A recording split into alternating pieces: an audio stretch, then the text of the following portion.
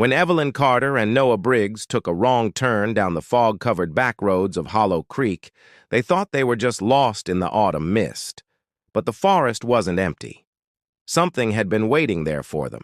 Something older than the town itself, and it didn't like to be disturbed.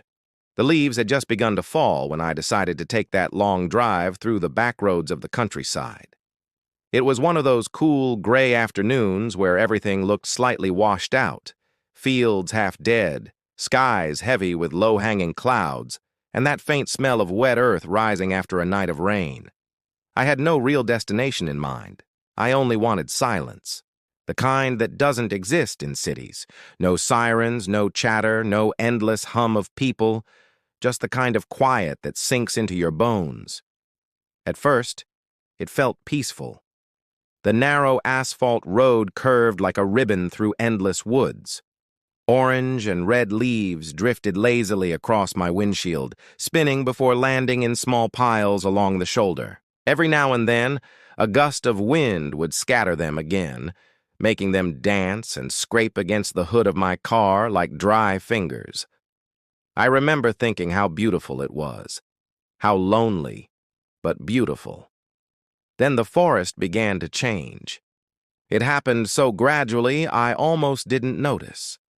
The trees thickened, leaning closer to the road, their branches long and gnarled like arms reaching inward. The light dimmed as the canopy swallowed the sun. The leaves turned darker, too.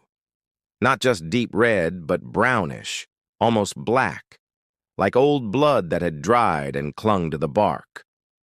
I glanced at the clock. It wasn't even 3 p.m., but it felt closer to dusk. The road stretched ahead in a straight line, endless and empty. I hadn't passed a single car for miles. No houses, no people, not even the occasional mailbox or power line. Just trees on both sides and the steady hum of my tires on damp pavement. The quiet became heavy, thick enough to make my ears ring. I rolled down the window, hoping to hear something, anything. There was only the faint rustle of leaves and the soft creak of wood shifting in the cold. My GPS froze. The little blue arrow stopped moving, though I hadn't turned off anywhere. I tapped the screen. Nothing. Then the signal vanished completely. I tried my phone. No service. I told myself it was fine. I'd just keep going until I hit another town or a sign, something to tell me I was still heading somewhere real. But the longer I drove, the more wrong it all began to feel. The trees looked familiar. I could swear I had seen that same bent oak on the left before, the one with a scarred trunk shaped like a face. Then, 100 feet ahead, I saw it again. I slowed down, confused. Maybe I was just tired, maybe the forest was playing tricks with the light. Still, something in my chest tightened. That was when I noticed the figure. It stood on the right side of the road, half hidden among the trees. I almost missed it because it didn't move. It was too still. At first, I thought it might have been a scarecrow, some old decoration for the harvest season. But as I got closer, I realized it was shaped wrong. It was tall, much taller than any person should be, and its head was tilted, like it was peering out from behind a tree. I couldn't make out its face, only the pale outline of its arms hanging low, its fingers too long, almost brushing the ground. I slowed down without meaning to. My headlights caught it for a split second as the car rolled forward. It looked human for that brief moment, but its body seemed too thin, its skin too gray. The instant the shadow of a branch crossed my windshield, it was gone. Just gone. I slammed the brakes, my heart hammering. The forest ahead was empty. The side of the road where it had stood was empty. Only falling leaves moved in the wind. I stared for a full minute, trying to convince myself I hadn't seen it at all. I wanted to keep driving, but my hands wouldn't stop trembling on the wheel. Then came the sound. A dull, heavy thud from the back of the car, like something had dropped onto the trunk. I froze. The sound didn't repeat, but the air suddenly felt colder inside the car, like the temperature had dropped all at once. I turned down the radio, though it had been off the entire time, and strained to listen. Nothing. Then, faintly, I heard it, the slow crunch of leaves behind me. Footsteps. They were spaced out, steady, deliberate, moving closer. I stared into the rearview mirror, but the road behind me was empty, just the fog beginning to crawl in from the trees. The sound grew louder, closer. I could almost imagine something dragging its feet just a few feet away from the bumper. My throat tightened. Every instinct told me to look, to turn and check, but I couldn't. I just sat there, paralyzed, gripping the steering wheel until my knuckles turned white. The footsteps stopped.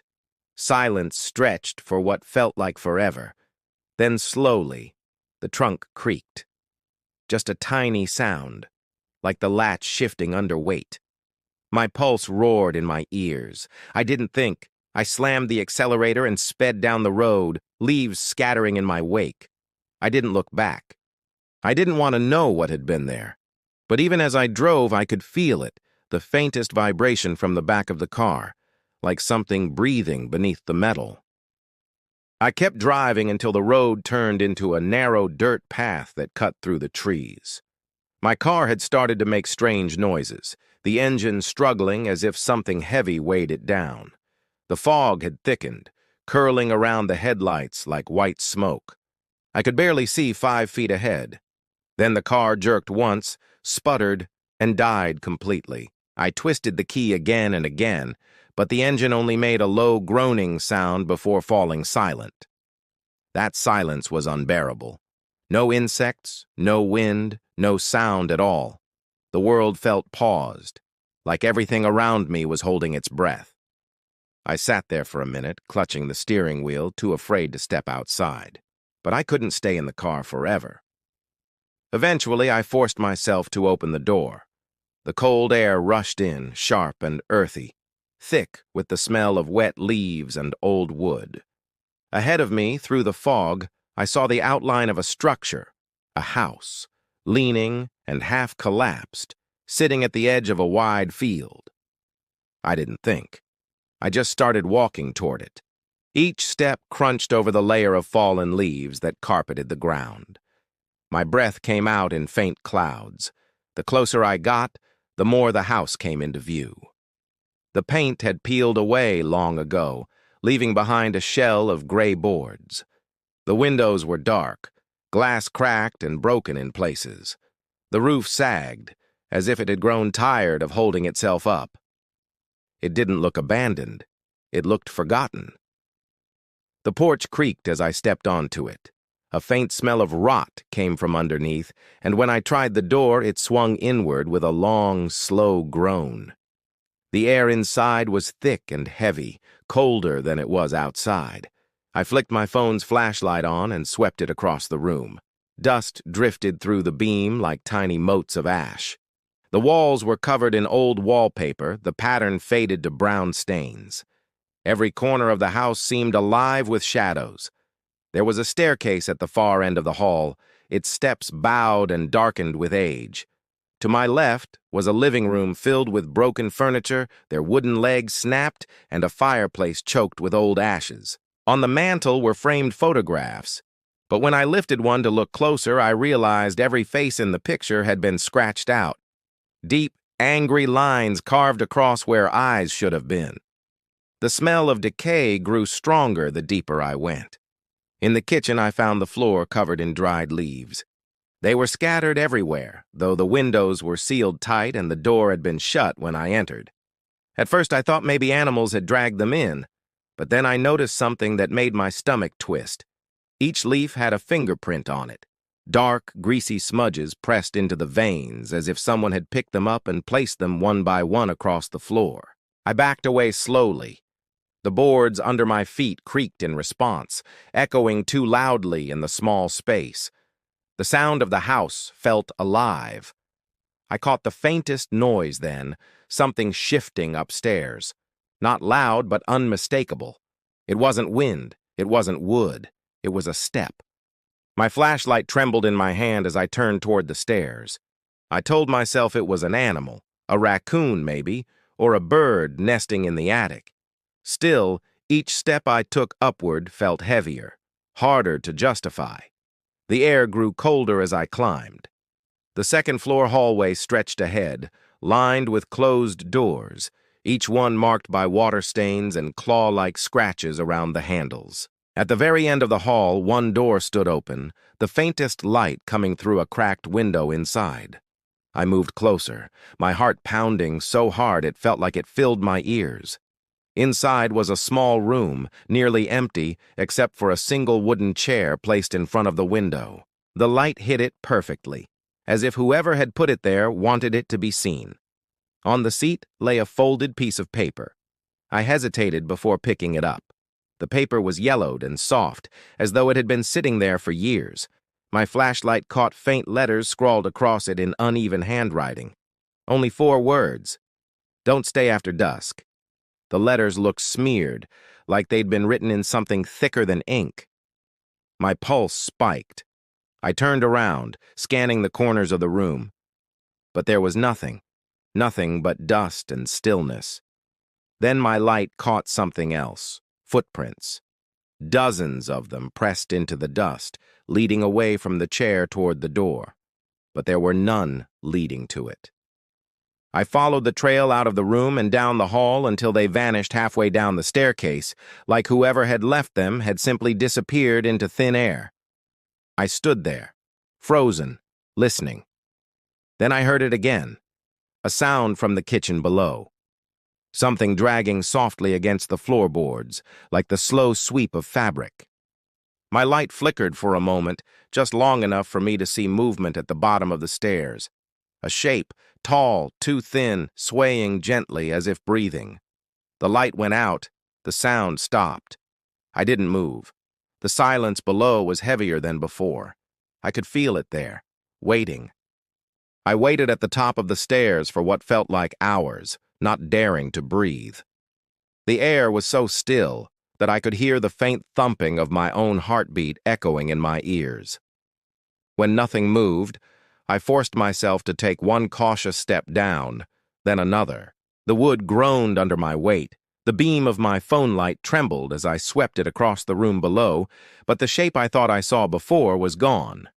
The kitchen was empty again, though the smell of damp leaves and decay lingered stronger than before. I told myself I needed to leave the house before night fully settled. The light outside had already begun to fade into that deep golden hue that comes just before dusk. I stepped back outside, the floorboards creaking beneath me as if the house was sighing with relief at my departure. The fog had thinned slightly, revealing the wide open field behind the house. The tall stalks of corn swayed in the cool breeze, stretching far into the distance until they disappeared into a wall of dark trees. A dirt path led between the rows of corn, and though I didn't want to go in, it seemed to be my only option. Maybe it would lead to another road, maybe even another farmhouse. The air felt strangely heavy as I stepped between the stalks. The sound of rustling leaves surrounded me immediately, enclosing me in a whispering sea of gold and brown. Every sound was amplified: the crunch of my boots, the distant caw of a crow, the faint moan of wind twisting through the dry stalks. After a few minutes, I realized how easy it would be to get lost in here. The corn stood taller than me, blotting out the horizon and the last of the sunlight. Still, I pushed forward, following the narrow dirt path that seemed to lead somewhere deeper inside. The smell changed as I walked, less earthy, more sour, like something rotting just beneath the surface. I told myself it was just the soil, or maybe dead crops, but that didn't stop the knot of unease tightening in my chest. The breeze picked up again, bending the stalks around me. For a moment, I thought I heard whispering, soft, indistinct, almost human. I stopped walking and listened. Nothing but the wind. I took a step forward, then froze when I heard it again, closer this time. A slow shuffle, like footsteps dragging through dry leaves. I turned sharply, but there was nothing, just the corn swaying in every direction. I started moving faster, no longer caring about the path. I just wanted out. Every few seconds I'd glance back, and each time I was sure I saw movement in the corners of my vision. A shadow darting behind a row, the faint impression of something tall weaving between the stalks. My breath quickened. The smell of rot grew stronger, filling my lungs with something sour and sweet at the same time. Then came the sound that made my blood run cold. Crack. The distinct snap of a cornstalk breaking somewhere behind me. I stopped and listened. Another crack. Then another, in rhythm with my breathing. I couldn't tell how far it was, but it was getting closer. I started walking again, faster, trying not to run. But panic clawed at me with every step. The sound followed, slow, steady, deliberate. I began to run then, tearing through the rows, my shoulder brushing the rough edges of the stalks, my heartbeat thundering in my ears. I burst out into a clearing, gasping for air. The field opened into a wide patch of dirt, the corn forming a perfect ring around it. For a moment I was relieved, until I saw them. Scarecrows, dozens of them, maybe more, standing in uneven rows across the clearing. Their heads were made of burlap, stuffed too tightly so that they bulged and sagged in strange shapes. Their clothes hung in tatters, old and stained, flapping faintly in the breeze. Some were missing limbs, others had their arms stretched out as if reaching toward me. I took a step closer, and that was when I saw what froze me completely. Not all of them had burlap heads. Some had faces, real ones. Skin dried and pale, lips cracked and blackened, eyes hollow and sunken deep into their skulls. The stitching that held the sacks in place ran through their necks and cheeks, crude and uneven.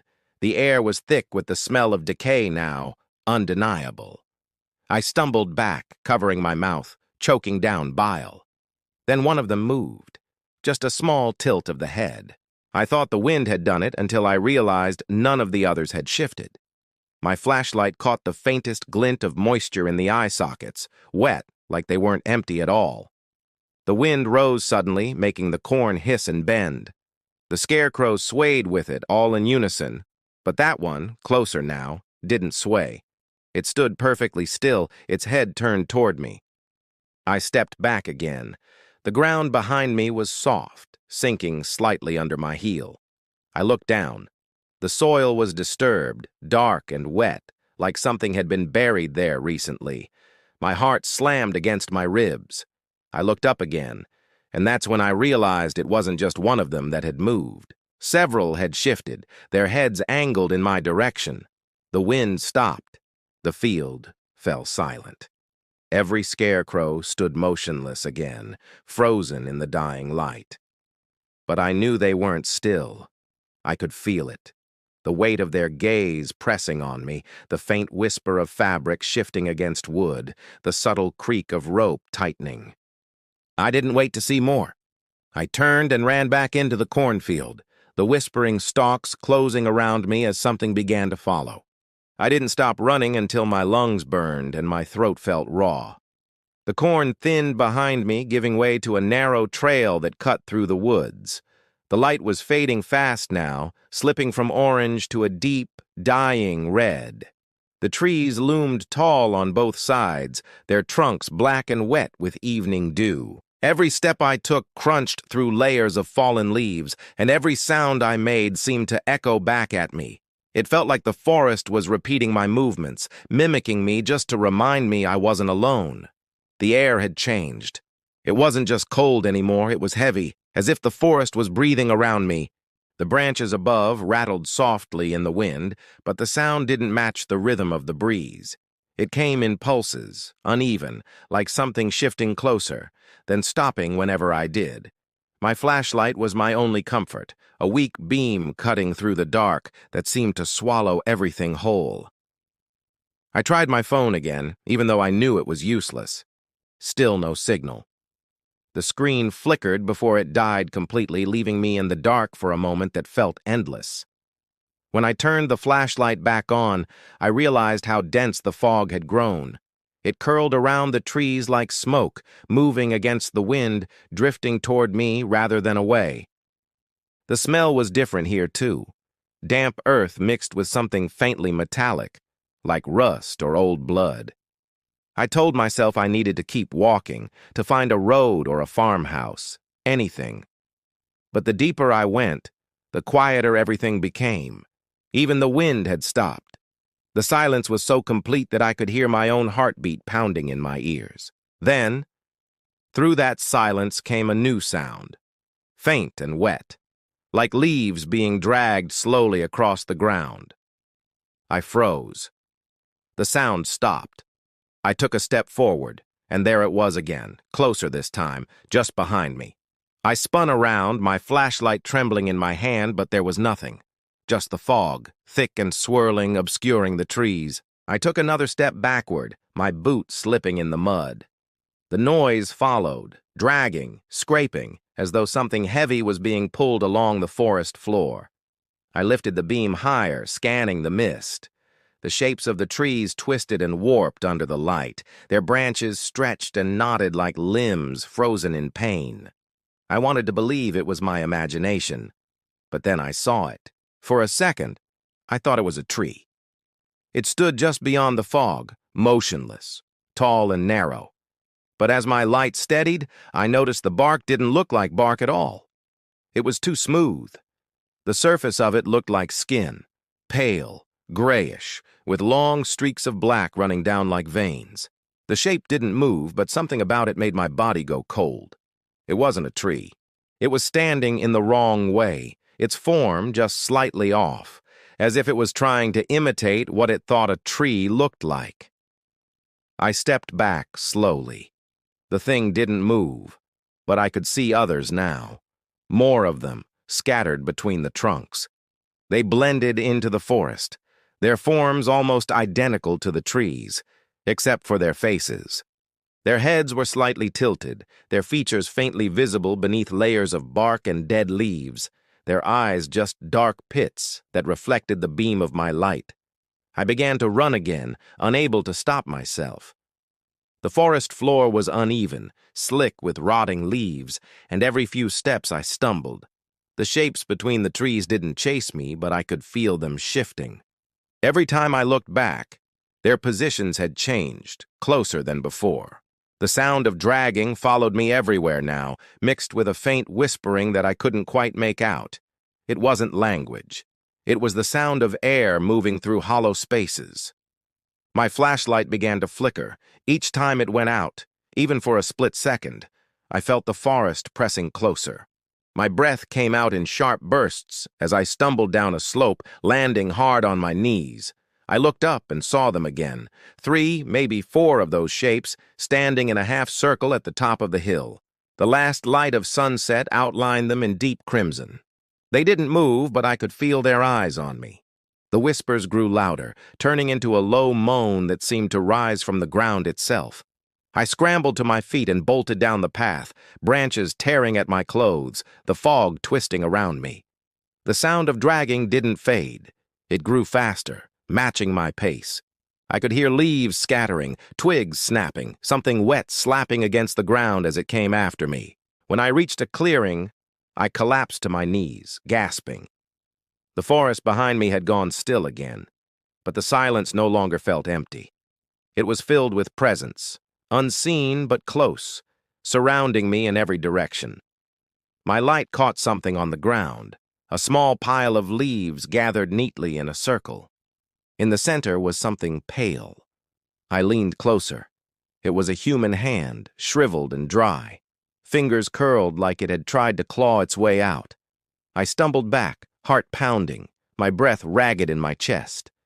The fog drifted past me, and in it, I thought I saw faces, dozens of them faint and fleeting, their mouths open as if screaming in silence.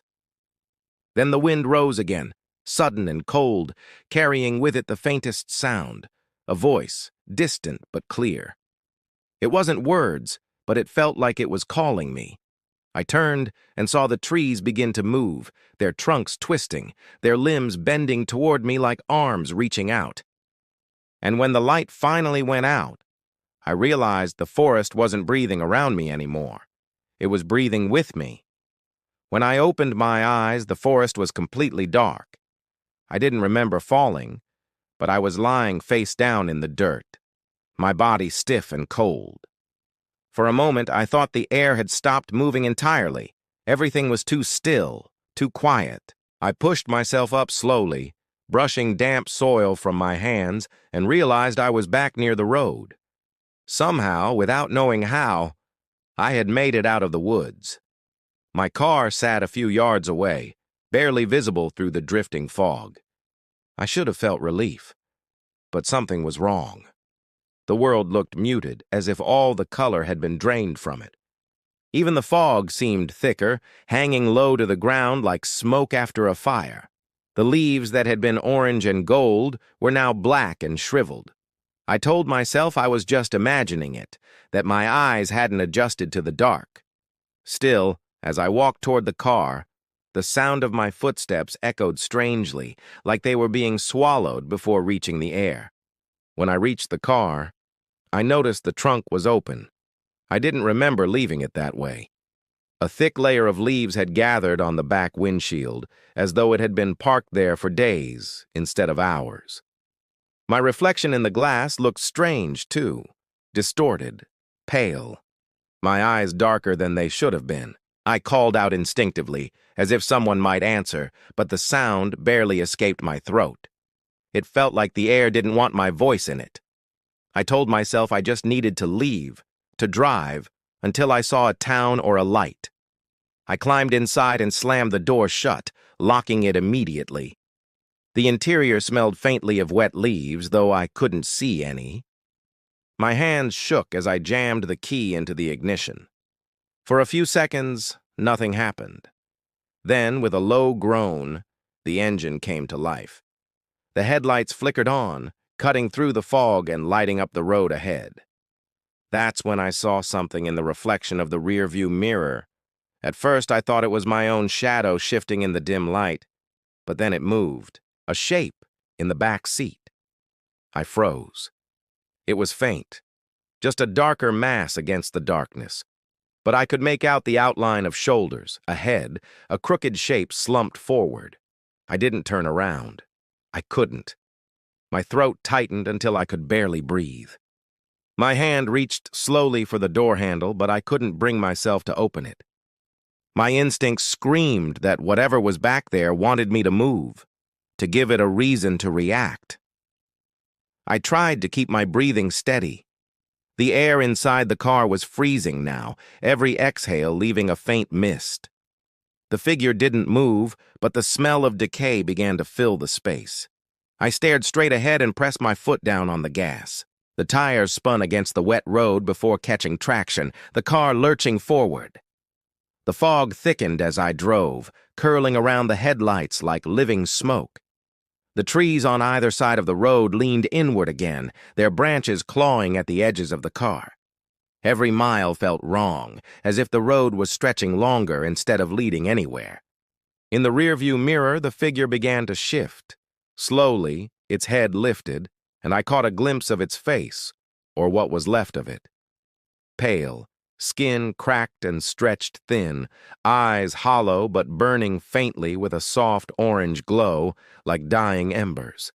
Its mouth hung slightly open, and I thought I could hear it breathing, a wet, rasping sound that grew louder with every mile. I gripped the steering wheel until my hands hurt, forcing myself not to look again. The road ahead curved sharply, and I turned the wheel too fast. The car swerved, tires screeching against the pavement before slamming to a stop. My chest heaved.